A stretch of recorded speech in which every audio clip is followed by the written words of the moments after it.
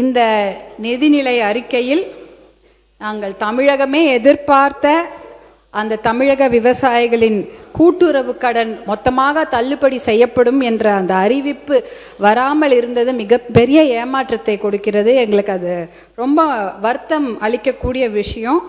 தமிழ்நாட்டுடைய மக்கள் தொகை பார்த்திங்கன்னா ஒரு 8 கோடி பேர் இருக்கும். அதில் தமிழ்நாட்டில் விவசாயம் செய்யக்கூடியவர்கள் ஒரு 5 கோடி பேராவது இருப்பாங்க. அப்போ நிதிநிலை அறிக்கையில் 4,72,580 கோடியை நிதிநிலை அறிக்கையில் மாண்புமிகு நிதியமைச்சர் அவர்கள் தாக்கல் செய்தார். ஆனால் வேளாண் நிதிநிலை அறிக்கையில் வேளாண் அக்ரிகல்ச்சருக்கு மட்டும் 14,000 கோடி தானா?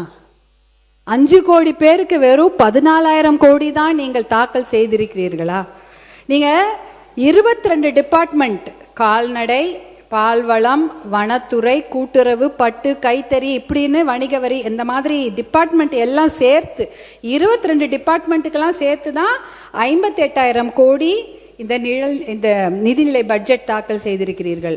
ஆனால் வேளாண் துறைக்கு வெறும் 14,000 கோடி தான். இது ரொம்ப ரொம்ப ரொம்ப கம்மி. அதுவும் 5 கோடி பேருக்குன்ற போது ரொம்ப கம்மி. இதுக்கு 2 மணி நேரம் டீட்டெயில் பட்ஜெட்டை நம்முடைய மாண்புமிகு அக்ரிகல்ச்சர் வேளாண் துறை அமைச்சர்கள் தாக்கல் செய்திருந்தார்.